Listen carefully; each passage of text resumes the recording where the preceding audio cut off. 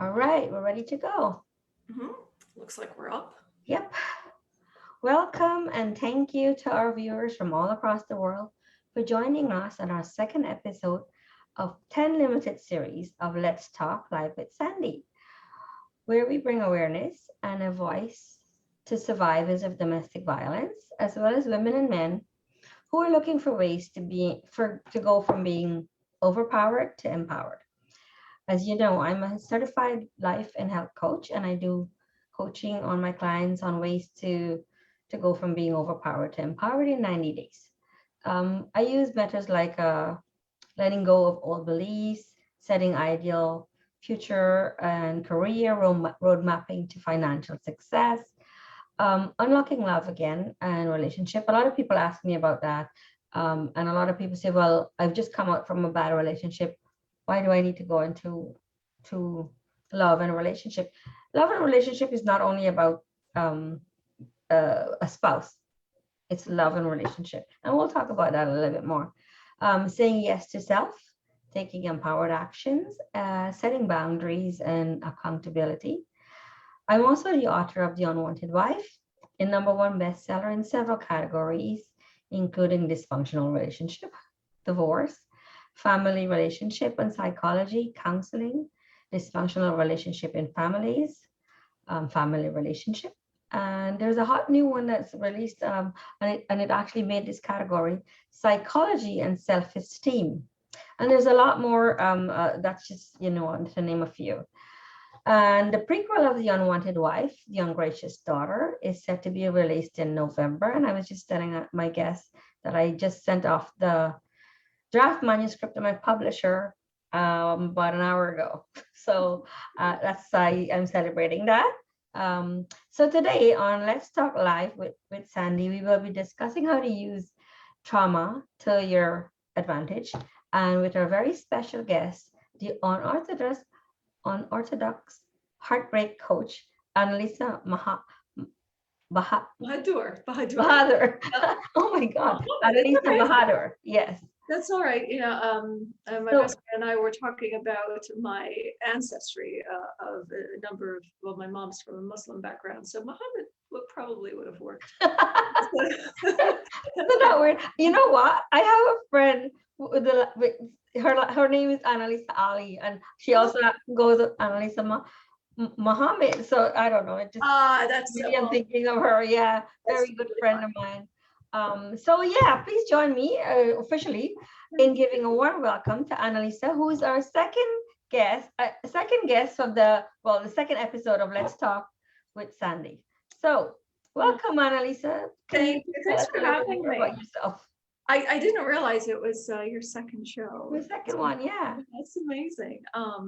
It's so heartwarming to be in this space. I don't think I ever recognized how giving people are until I got into the coaching industry, and you find so many people who are out there giving their service, trying to help people better their lives and live happier, healthier relationships. So when I met you, it was incredible, and our stories so similar. Yeah, our past and stuff. I'm sorry, it's so hot in here. It's hot here too. I have this big huge bottle of ice. I can't put on the AC because the noise will it's okay, affect your listeners and viewers.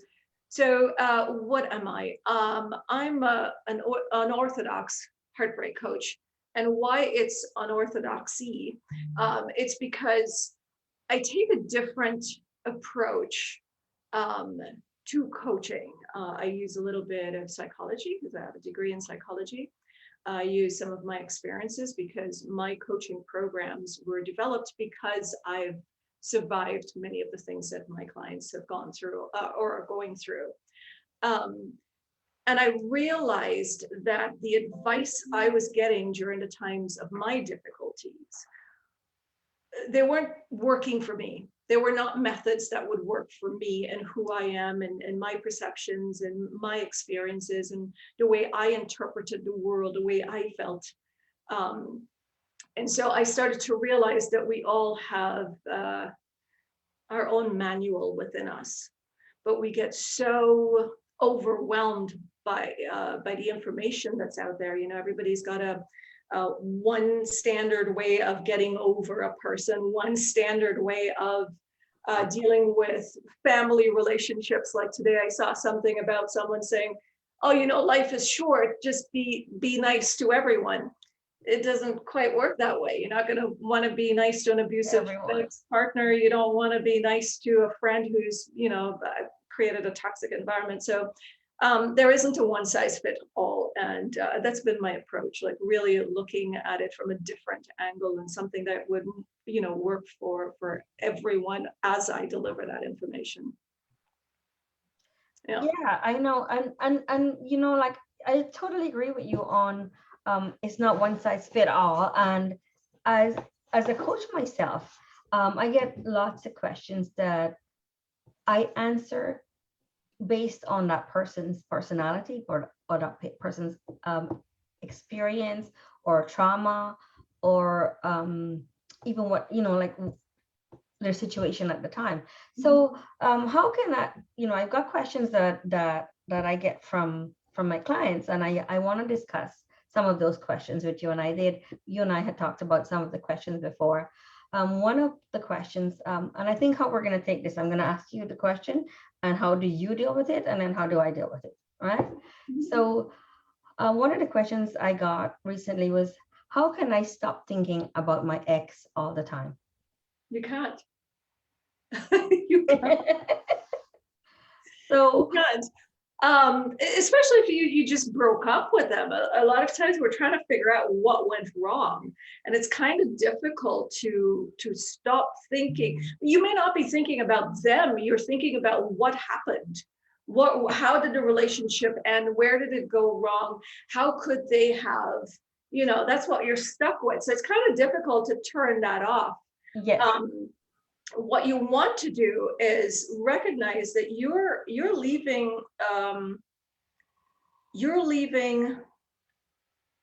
what you've imagined life to be. And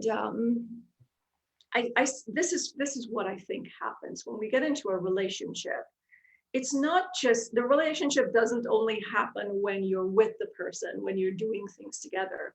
The relationship is still happening when that person's away. You're thinking about them, you're imagining the future, you're imagining the weekend.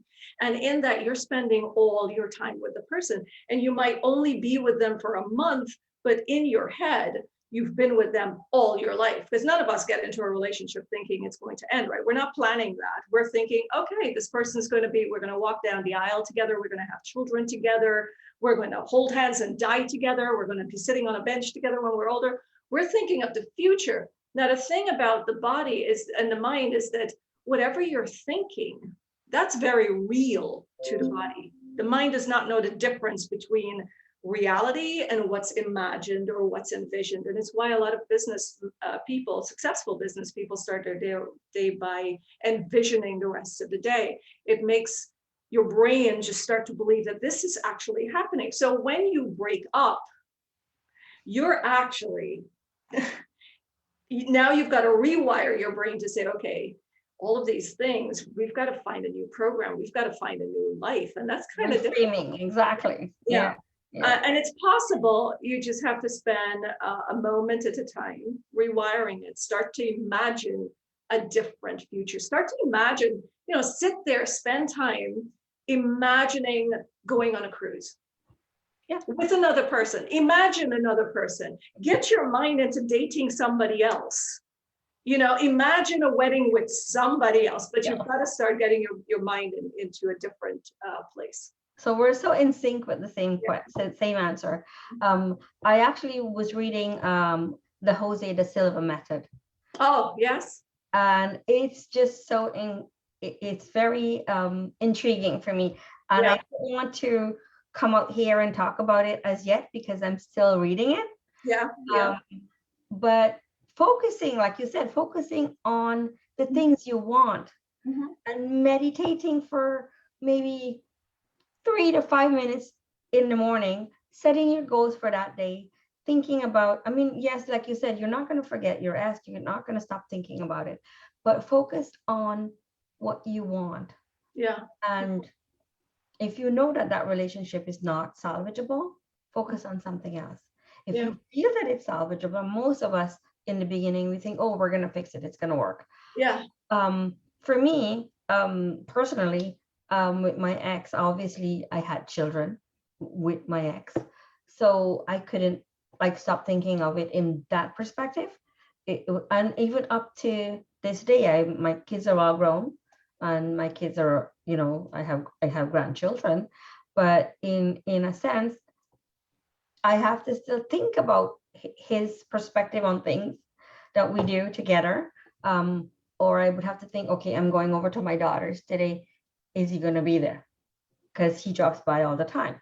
So it's always in your head, but it's how you deal with it. It's how you take positive actions and setting boundaries and accountabilities, right? Well, yeah, and you just mentioned the Silva method, which I've also read recently, actually, and I've actually done a lot of mind work, and I'm so grateful that you mentioned it, because I was out sometime back, and it was so hot, probably as hot as this, and I remember that you could pretty much tell your mind anything, and your body will follow it. And so the moment you said that, I was like, oh, I could tell my body, I'm not feeling hot. You're not feeling I'm in hot. that process right now, because I did it recently, and I was out with some friends, and they were shocked at how I was able to do it. But it's also practice, right? So when a relationship is ending or ended, right? A lot of women, you'll find they process relationships while they're still in it. Right, we're hardly ever people to get out of a relationship when we're shocked at what happened. You find that men generally will go through that. But yeah, one of the reasons that we're a little better, emotionally better off in the end of a relationship is because we've started to visualize a future without this person. We start to imagine, okay, we're going to rent a place, we're going to take care of the kids this way, we're going to get a second job if that's what we need to do. So we start to visualize the future. So it isn't so scary when it actually ends. Yes. Right. So again, it's all about the mind. And in the mind, you start to create the future you want, and like setting boundaries, like, planning out what the future is going to look like. Okay, I'm co-parenting. What do I want that to look like? Yes. Start to visualize it long before it actually happens. And there's another word that we use in the coaching when, like, you and I were both trained by the same company. The same school. Yeah. It was like, fascinating to me. And one of the things that they talk about is mental rehearsal. Yeah. Right. So so for instance, now that I'm going over to my daughter's house and to see the grandchildren, is her dad's going to be there. Yeah. Mentally, I rehearse, if he's going to be there, how am I going to react to it? What am I going to say? How am I going to say things? What my behavior is? And I find when I do mental rehearsal, I am so much more at peace with myself. Yeah, and I think the reason too for that is it builds your confidence. Because you're prepared, right? That's one of the things that builds your confidence. You're prepared for the situation, whatever is about to come, and so you could plan ahead, and you're prepared. And you do this in every area of your life, not just in relationships. No, exactly. Yeah. So I'm trying to teach this to my dance students when they perform. Mentally rehearsing how they're going to get on stage, how they're going to perform, how they're going to smile, how they're going to react to the crowd. If something goes wrong with the music, how do they, like, mentally rehearsing all these obstacles, so that way when if it happens, how they handle it. And it's getting there, and it's part of coaching them as well. So the other question that I had was, okay, so now I'm not thinking about my ex as much as I used to, and I'm doing my mental rehearsal, or I'm doing my preparation for the day. What happens next? What's going to happen next? Next, all depends on you. Again, all depends on the future that you want. If we can go back to that question, thinking about the ex just for a tad bit. A lot of times, one of the things that we visualize is what our ex might be doing. And the scariest thing is imagining our ex with another person. I can't tell you how off we have all been with what our exes, we thought our exes were doing and not doing. I think one of the most helpful things is to remember that the reason why we left. Yeah. Right. The reason why we left. And chances are, I mean, you would not want to be in that position again. It's why you left in the first place. It's why it didn't end. Yes. Right. Yeah. Are they going to be a different person with their new partner, which is the biggest fear, right? They're going to be with somebody else and they're going to be nice and they're going to be sweet. Yeah, maybe, but that person's going to be either compatible, or it might be the same person as you who won't be able to tolerate whatever they were handing to you that you can't, you didn't want to be with. So that's one thing that removes that fear and stops you from the overthinking. Because like I said earlier, I don't think we miss the ex or we think about the ex. We just miss what we think could have happened. Or could have had, yeah. Right? Or yeah, what we imagined. Yes. And we also, like, for, like, we would think, oh my God, is he gonna have another woman living in the same house or in the same bed and all these things? And naturally, these questions come up. And but it, it is how you deal with it. It is how you want to deal with it. Yeah, and it's not easy. It is not easy. Again, like your entire being become sort of intertwined with that person because your mind became one with them in a sense. But what happens, you can get excited. You can really get excited about, it's really just how you think. Yes, I'm hurting. I'm going through this difficult time. I don't know, I miss them, whatever it is. But you can get excited. You can wake up in the morning and you feel that heaviness, that sickness feeling in your stomach when you just go through a breakup. You wake up with that feeling, you accept that it's there, you accept that this person is no longer in your life. Let's get excited about today. Let's see what's in store. Let me step out of the house, even if I don't feel like it, just to see what's coming my way. And only recently I started talking about my relationship with God, and I've always had one. But I think I started to share it because I recognize we need, if we do believe in that God, have that relationship. It takes off so much pressure, at least for me. It could be mumbo jumbo for someone, but for me, it takes off a lot of pressure because it's like I show up, I do my part. Okay, what are you bringing my way? Why did you close this door? What are you bringing? What's going to open for me? So, I mean, unfortunately, with with the experiences I've gone through in my past, when relationships end or something ends, even if it's in my career, I get pretty excited about what's around the corner, because what I've noticed is there's always something better. Yes. Always something better. It's always been better. It's gotten better over the years. It's gotten better. So, you can get excited.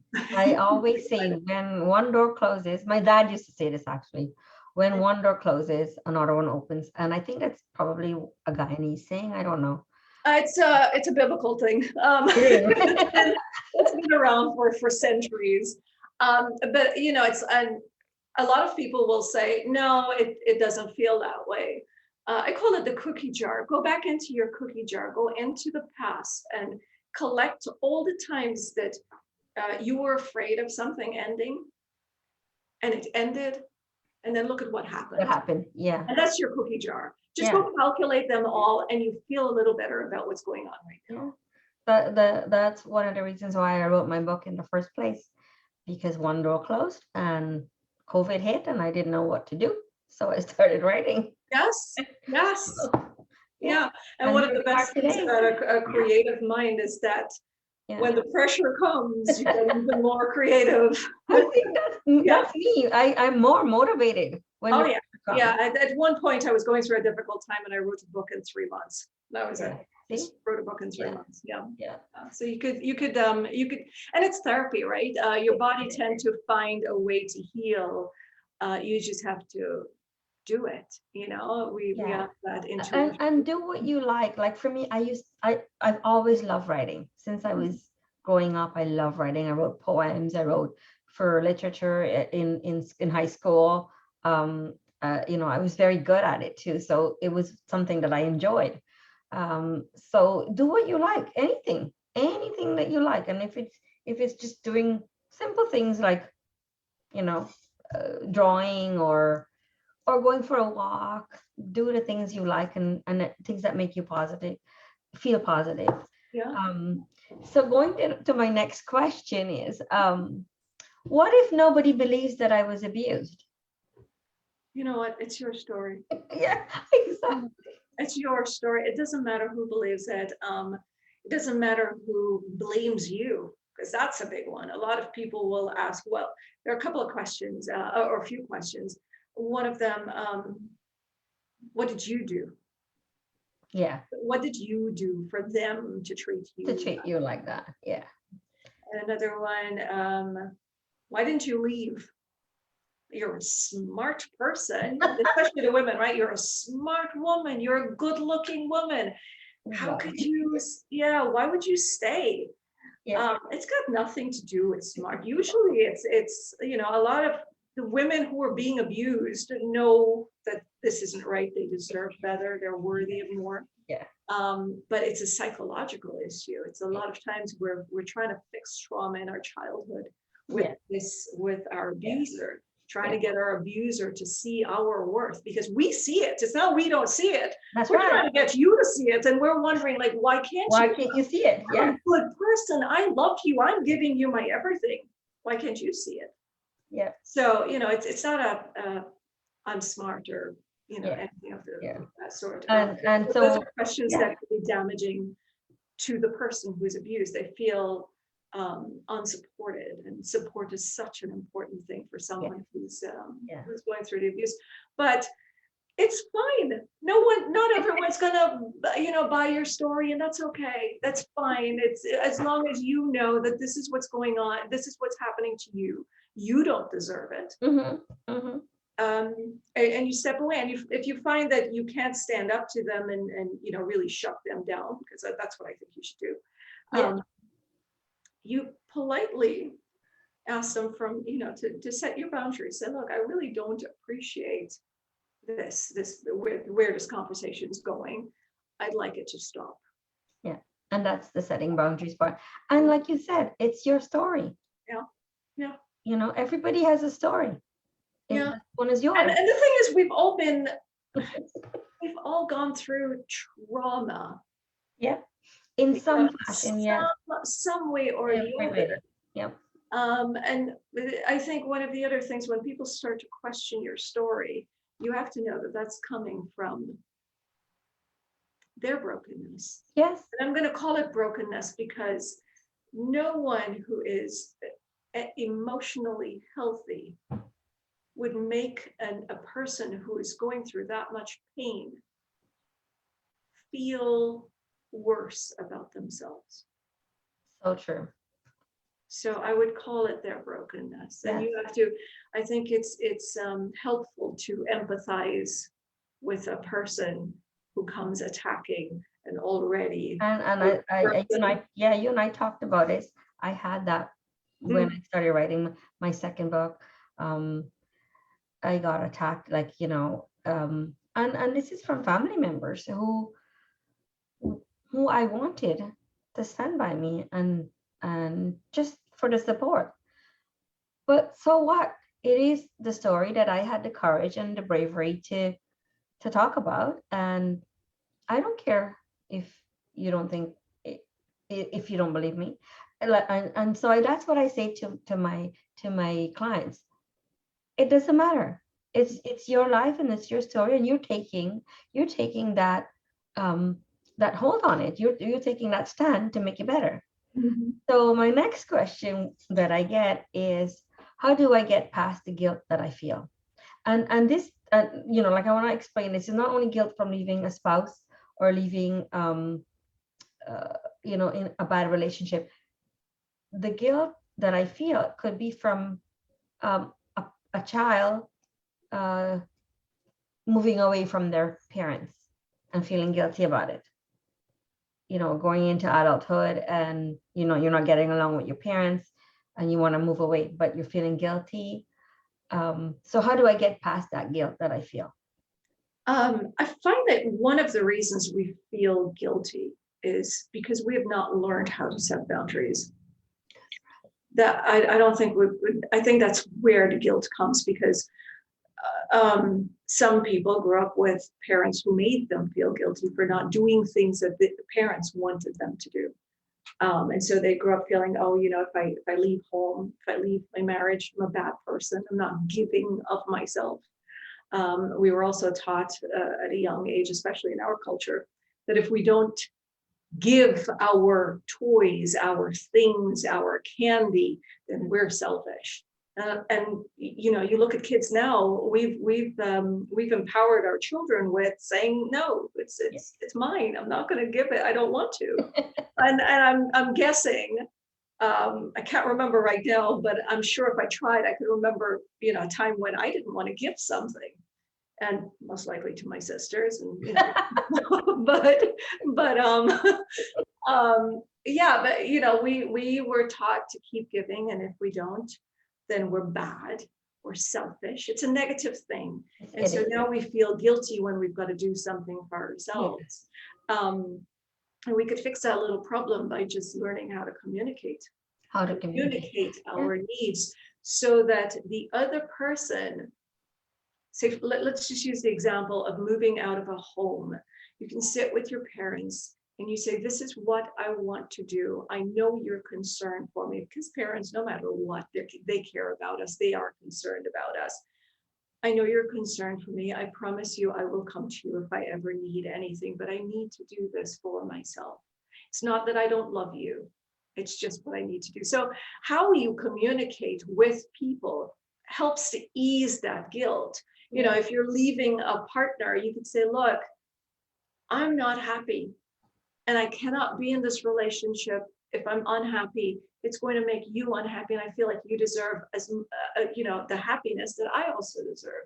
And I think it's best if we go our separate ways. You get to explain that to your children too. It's not that mommy and daddy don't love you. We love you, right? But sometimes things happen unexpectedly. It's not what we want, but this would be better for everyone, including you. In time, you'll understand. We're all going through a difficult time, right? So it's how you communicate eases the guilt.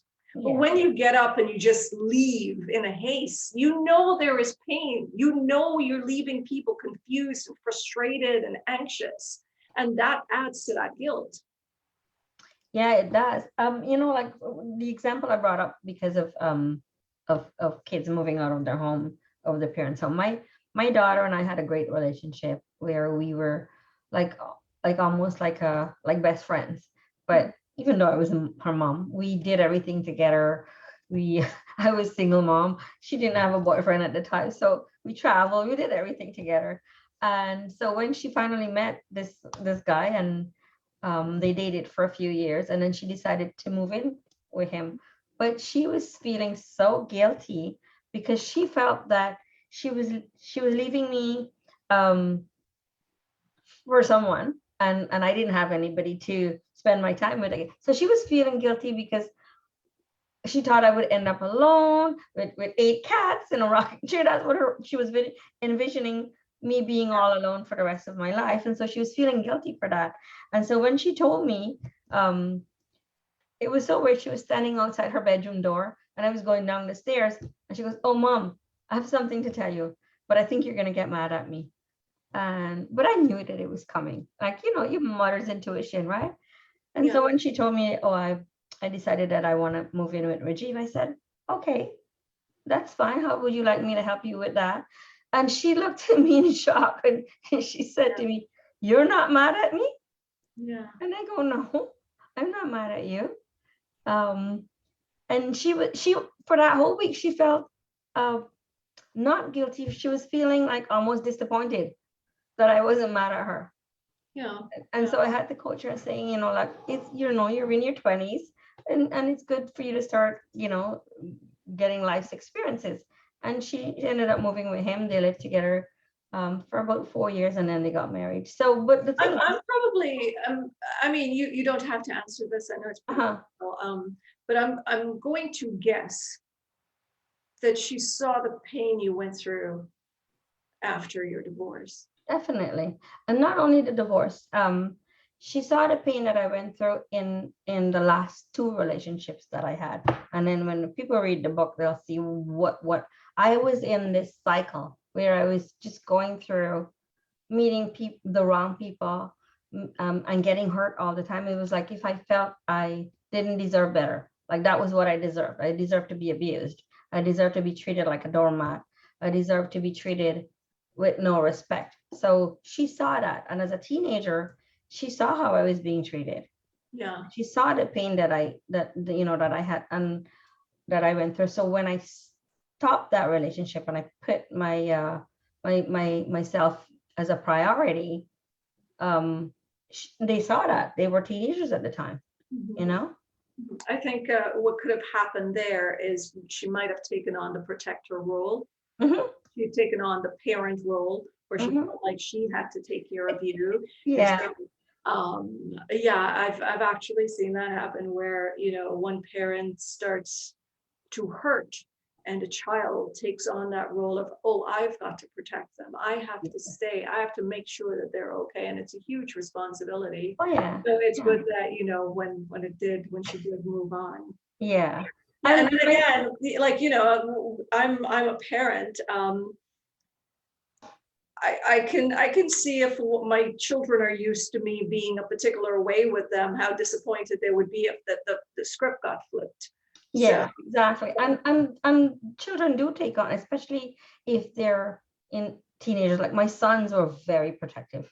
You know, they became very protective because I keep getting hurt. And when I get hurt, they get hurt.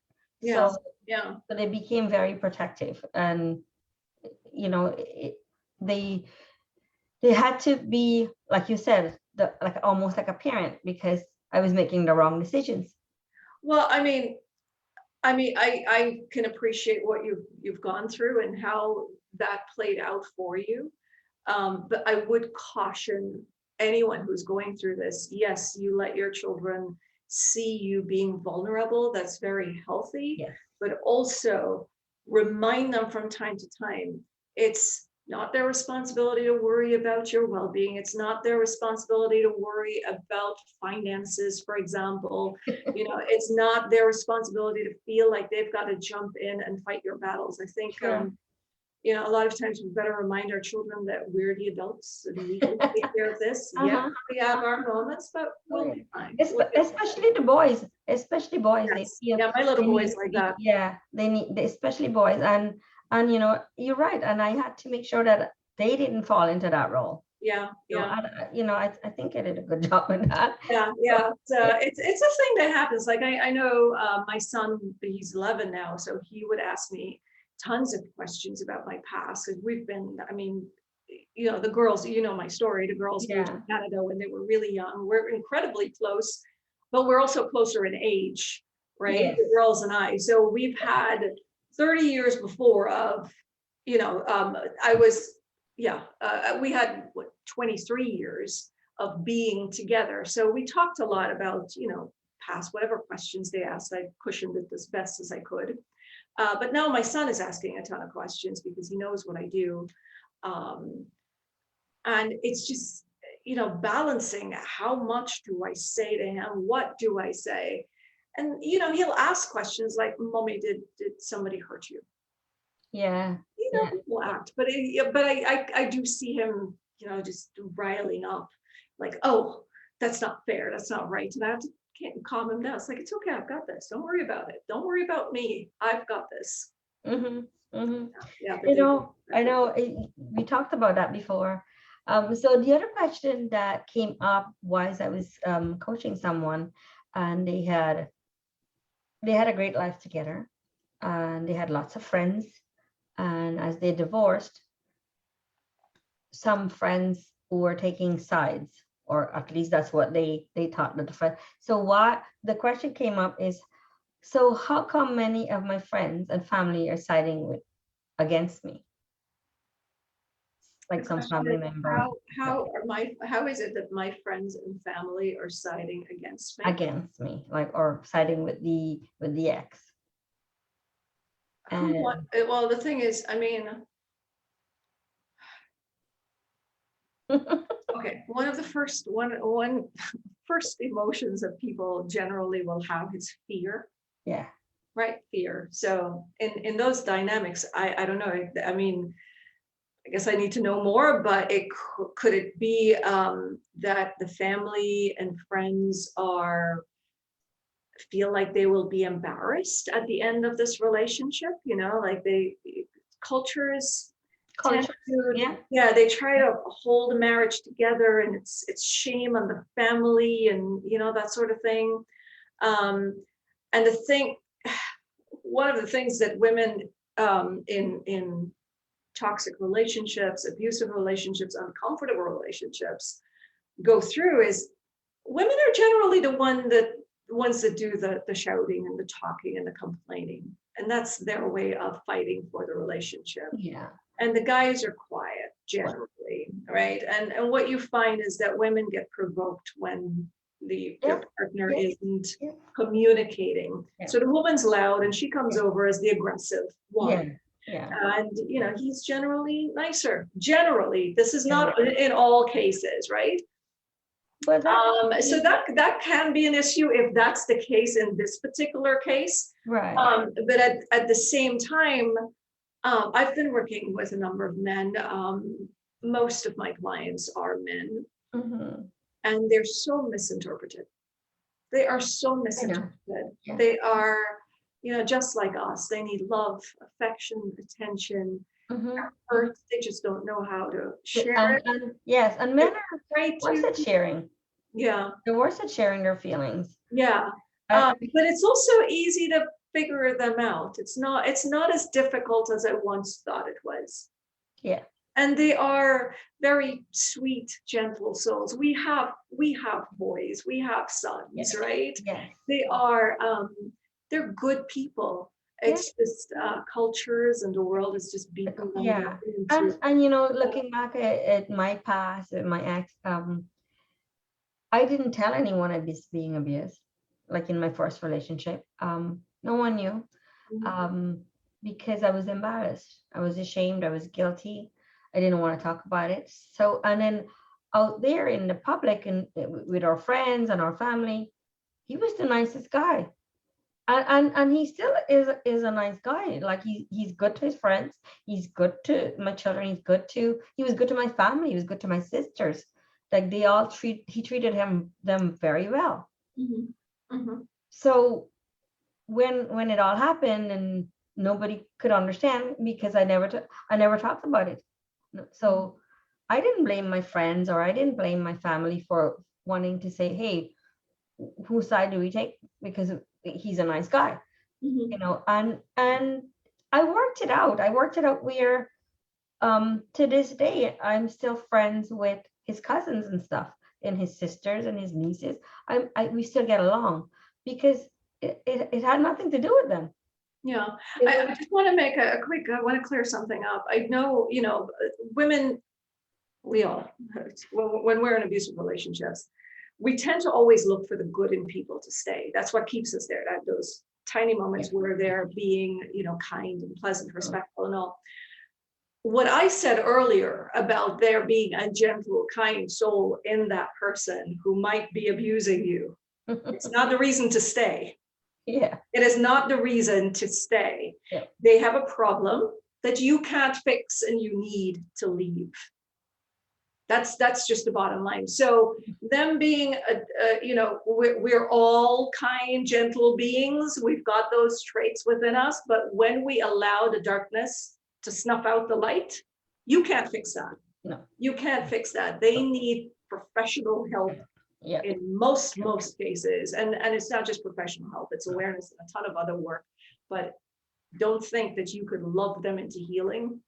No. And like you said, it doesn't necessarily have to be professional. They need some kind of guidance or some kind of, First, they need awareness. They need to accept that they need help, right? But the bottom line is, if they're nice to other people and they're not nice to you, they're not nice. That's what you focus on. Right. It's not nice. Yeah, that's right. I always say that one of the best ways of knowing if you should go on a second or a third date with someone is not to listen to what they're saying to you or how they're treating you, to, pulling out your chair. Pay attention to how they're treating the people around, the service people, the waiter. How are they Oh talking? my God, yes. Outside? Walk down the street with them, go to a marketplace, go to an open, look at how they treat the service person. That's how you know who they are. If they're a good person, Yeah. Absolutely.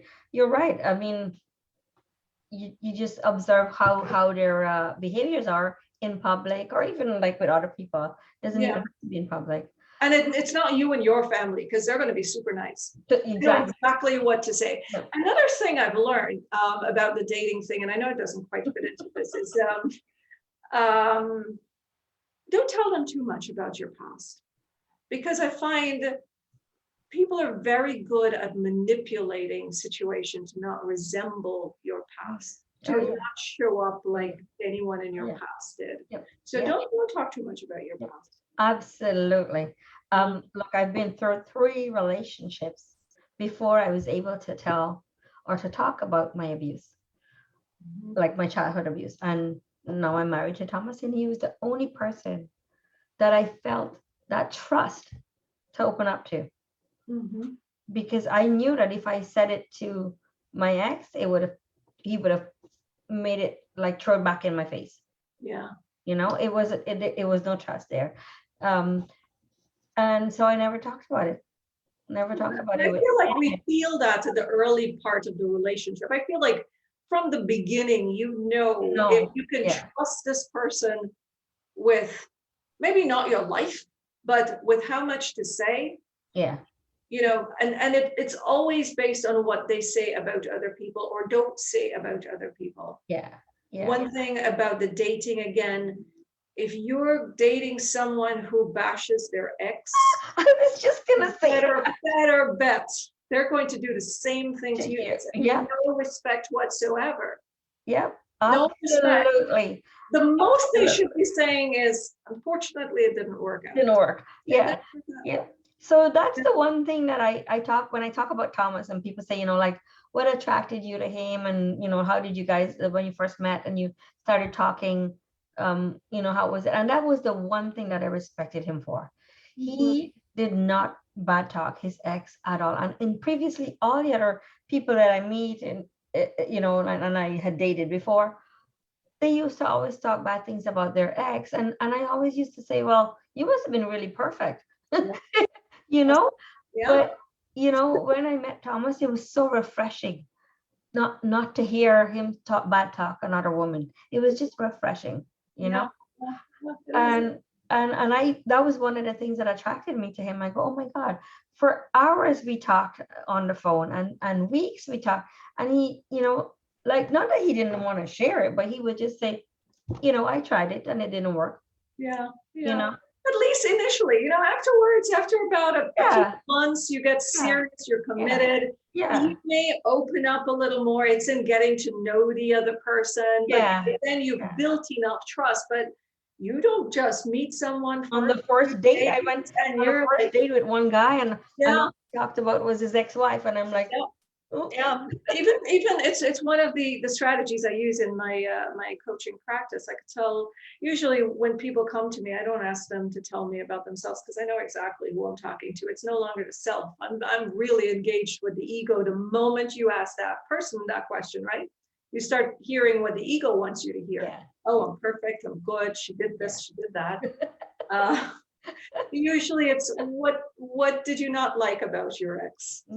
Or what is it that upset you? And you want to know how they're responding to it. Yeah. So you could ask those questions on a date. Yeah. What did your ex not like about you?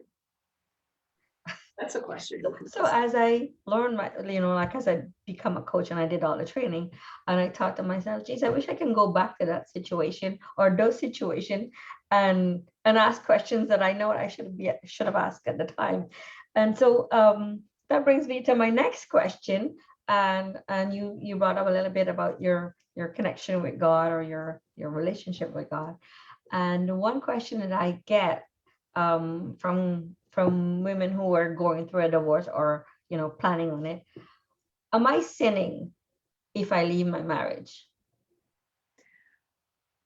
Oh, that depends on what religion you're following. That right?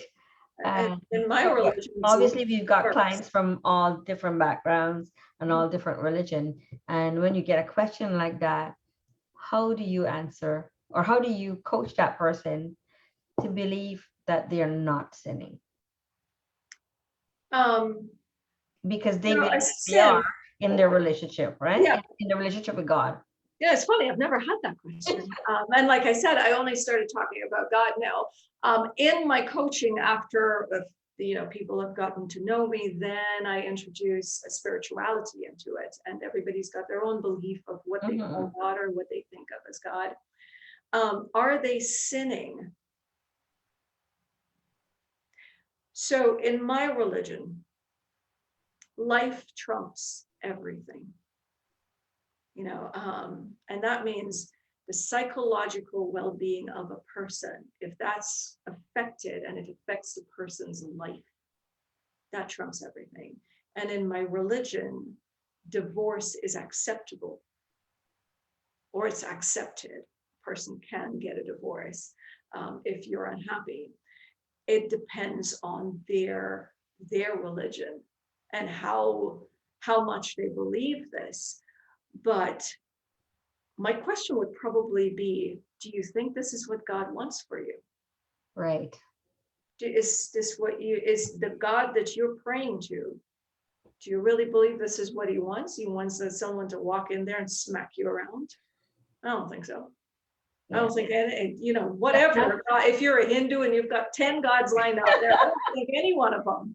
Yeah. So that's actually how I kind of geared my coaching on that question. And I say it like Oprah says, I've trusted the small voice of intuition my entire life. And the only time I've made a mistake is when I didn't listen. And that's your God. That's what I believe God is. That's the God essence that works right through you, right? That intuition. That intuition. Well, you must have known, like God gave you two paths and you chose one. Right. Free will, right? Yeah, it's God give you free will. If you chose the other one, that wasn't his path.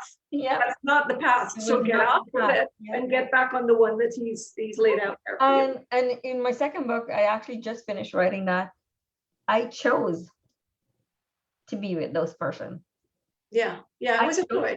Yeah, and this again, like we were just saying, it's not that we don't know what's going on when you're in an abusive relationship. Yes. It's just really, really hard. There isn't, your emotions don't connect with your logics right away. And we all know this, when the emotions connect with the logic, there's a switch that goes off and there is no coming back. No. So I'm going to go back to that, what I call my gut wisdom. Yeah. Right. And now I focus on that gut wisdom. Every decision I make or everything that I need to do, I focus on it. And I'm also following the 𝘴𝘆𝗱𝘆 method, where I have the scene sequences. I don't know if you read about that. Yeah. Imagine what you want. Yeah. Imagine it. Imagine the pain, right?